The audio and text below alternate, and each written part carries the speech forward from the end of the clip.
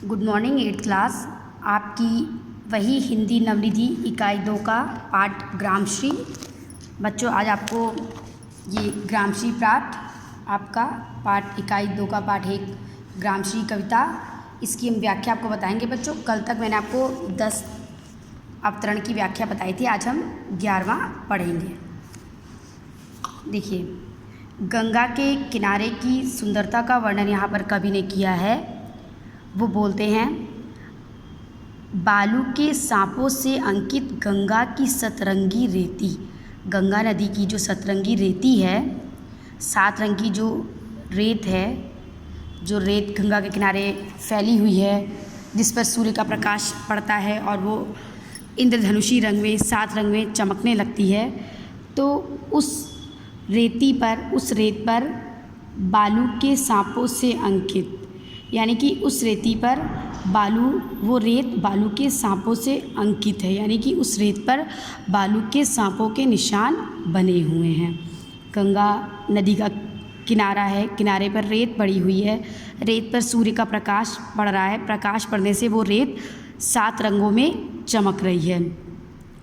तो उस पर जो बालू पड़ा हुआ है, उसकी जो धारी बनी हुई है, जो लाइन बनी है, वो ऐसा लगता है कि मानो उस रेती पर बालू के सांपों के निशान बने हुए हैं।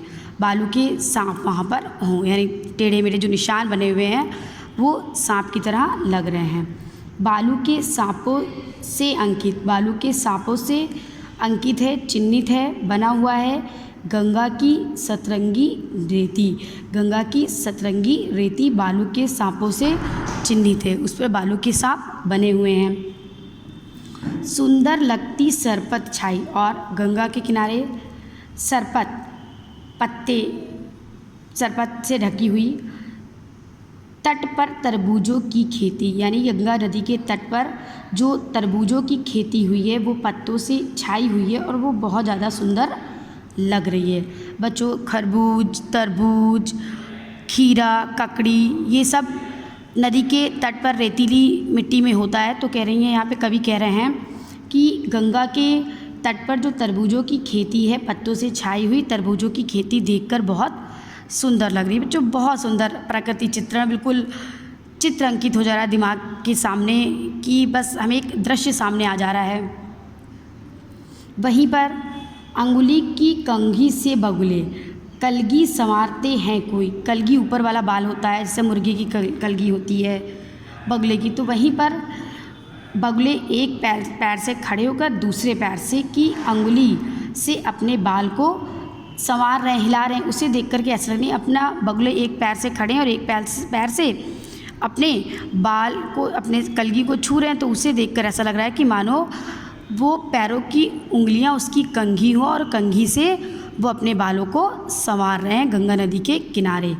अंगुली की कंघी से बगुले अपनी अंगुली रूपी कंघी से अपनी कलगी संवार रहे हैं। जैसे हम लोग कंघी से अपने बाल संवारते हैं, वैसे वो लोग अंगुली की कंघी से अपने बाल को संवार रहे हैं।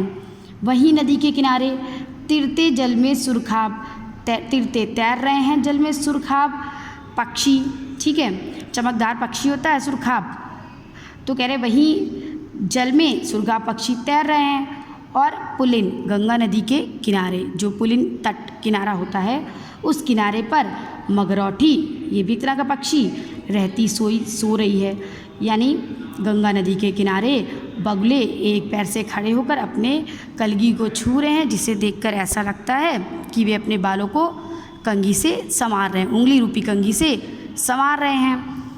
वहीं पर सुरखाब पक्षी तैर रहा है और किनारे पर मगरौठी पक्षी बैठ करके सो रहा है। आगे बच्चों 13वां, मरकत डिब्बे सा खुला ग्राम। मरकत होता है पन्ना हरे रंग का रत्न होता है, जैसे रत्न होते हैं हीरे, मोती, पन्ना। तो पन्ने का जो कलर होता है वो हरा होता है, पन्ने का रंग हरा होता है। तो कवि यहाँ पर कहते हैं कि वो गांव जो हरियाली से भरा हुआ है, फसलों से भरा हुआ है, उसको देखकर ऐसा लगता है कि मरकत डिब्बे सा, मरकत पन्ने के डिब्बे के समान वो खुला गांव है। यानी हरे रंग का, गाँव को देखकर सकते हैं मानो हरे रंग का जो रत्न मरकत है, उस मरकत का वो गाँव हरा डब्बा है, वो भी डब्बा कैसा खुला हुआ है, यानी वहाँ की जो हरियाली है सब हरा भरा देख करके गाँव की तुलना पन्ने से की गई है। गाँव पन्ने के डब्बे की तरह खुला हुआ है और उस पर नीलब नभ आच्छादन, उस मरकत का डब्बा यानी कि नीले पन्ने का गाँव एक डब्बा है और उस डब्बे पर आच्छादन मतलब ढक्कन, कवर बना हुआ है, जिस पर यानी उस मरकत के डिब्बे पर नीलम नभ, नीला आसमान, आच्छादन ढकना बना हुआ है, आवरण बना है, खोल बना है, ढक्कन बना है। उस मरकत के डब्बे का ढक्कन नीले रंग का आसमान बना हुआ है।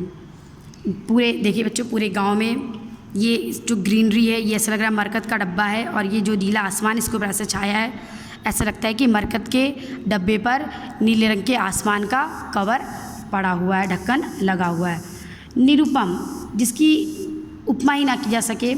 हिमांत, हिम के अंत में यानी जाती हुई ठंड में। स्निग्ध शांत, गाँव बहुत स्निग्ध कोमल सा और शांत सा लग रहा है। इस जाती हुई ठंड का वर्णन कवि कर रहे हैं कि हिमांत, हिम के अंत में, ठंड के अंत में, सर्दियों के अंत में गाँव बहुत शांत और स्निग्ध लग रहा है और निज शोभा, अपनी सुंदरता से हरता जन मन, अपनी सुंदरता से लोगों के मन को हर ले रहा है।